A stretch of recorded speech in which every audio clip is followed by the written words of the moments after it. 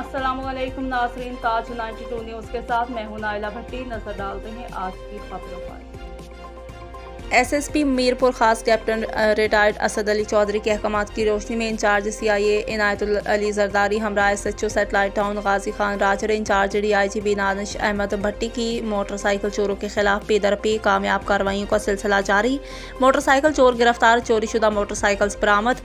In charge CIA Inayat Ali Zardari की सरबराही में हमरा SHO satellite town Ghazi Khan Rajar incharge DIGP Danish Ahmed Bhatti की मोटरसाइकिल चोरों के खिलाफ कामयाब कार्रवाई। मोटरसाइकिल चोर मुलजिमान बनाम आरिफ हुसैन और रिजवान खास के लिए गिरफ्तार।